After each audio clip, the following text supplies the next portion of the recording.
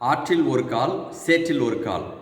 இந்த பழமொழியானது இறைவாக்கினர் எலியாவால் இரு மனத்தோராய் வாழாதீர்கள் என்ற மக்களுக்கு அவர் கொடுக்கும் அறிவுரை வழியாக மறைமுகமாக வழங்கப்படுகின்றது. ஏனென்று கேட்டால், இந்த இஸ்ராயேல் மக்கள் நாங்கள் ஒரே தேவனைத்தான் விசுவசிக்கிறோம் என்று சொல்லிக்கொண்டு பாகாலுக்கும் சென்று பலியிட்டு வணங்கி வந்தார்கள். இதைத்தான் அவர் வன்மையாக கண்டிக்கின்றார். ஒன்னா ஆற்றுல நில்லு, இல்லை என்றால் சேத்துல போய் நின்னுக்க. ஒன்னா நீ கடவுளை வழிபடு, அல்லது பாகாலின் பின்னால் போய்விடு. கடவுளை விசுவசிக்கிறேன் என்று சொல்லிக்கொண்டு பாகாலுக்கும் நீ வழிபாடு செய்யாதே என்று மிக கண்டிப்பாக இறைவாக்கினர் எலியா கூறுகின்றார். இது அப்படியே நமது கிறிஸ்துவ வாழ்விற்கும் பொருத்தி பார்ப்போம். நாம் ஆற்றில் நிற்கின்றோமா, அல்லது ஆற்றில் ஒரு கால் சேற்றில் ஒரு கால் வைத்திருக்கின்றோமா?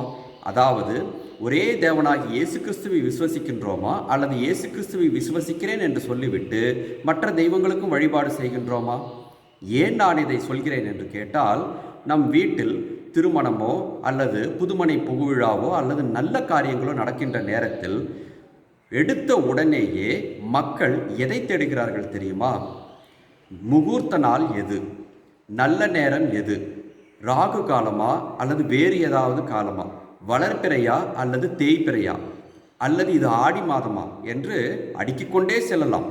அவற்றையெல்லாம் பார்த்துவிட்டுத்தான் இந்த நாளில் இந்த நல்ல காரியத்தை நடத்தலாம் என்று சொல்லிக்கொண்டு அடுத்ததாகத்தான் குருவானவரை சென்று இந்த நாளில் நாங்கள் நல்ல காரியம் வைத்திருக்கின்றோம், பூசை வைக்க வேண்டும், வீட்டை மந்திரிக்க வேண்டும் என்று கேட்கின்றார்கள். இதைத்தான் நம் ஆண்டவர் இயேசு கிறிஸ்து சொல்லி தந்தாரா? இல்லவே இல்லை. இந்த முறைமைகள் எல்லாம் பாகாலுக்கு செய்யும் வழிபாடுகள். சில பேர் இன்னும் ஒருபடி மேலே செல்வார்கள். எப்படி என்று கேட்டால், திருமணத்தை ஆலயத்தில் வைத்துக்கொண்டு, ஃபாதர் இந்த குறிப்பிட்ட நேரத்திற்குள் தாலி கட்டி விட வேண்டும், ஆகவே நீங்கள் வாசகத்தையும் பிரசங்கத்தையும் தாலி கட்டியதற்கு பிற்பாடு வைத்துக் கொள்ளுங்கள், முதலில் தாலியை கட்டிவிடுங்கள் என்று அவர்கள் வந்து கேட்பது உண்டு. இதெல்லாம் இயேசு கிறிஸ்துவுக்கு செய்யும் அவமானம். எனவே அன்பார்ந்தவர்களே, கிறிஸ்தவர்களுக்கென்று கடவுள் கொடுத்திருக்கக்கூடிய 5 காலங்கள் உண்டு. பொதுக்காலம், திருவருகை காலம், கிறிஸ்மஸ் காலம், தவக்காலம், பாஸ்கா காலம். இதில் திருவருகை காலம் மற்றும் தவக்காலத்தில் மட்டும் கொண்டாட்டங்கள் எதுவும் இருக்கக்கூடாது. மற்ற காலங்களில் கொண்டாட்டங்கள் தாராளமாக வைத்துக் கொள்ளலாம்.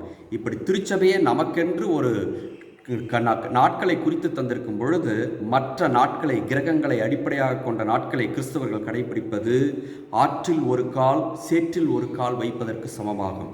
இதை தவிர்ப்பதுதான் நலம் என்று இன்றைய முதல் வாசகமானது நமக்கு மிக தெளிவாகவும் ஆணித்தரமாகவும் கூறுகிறது.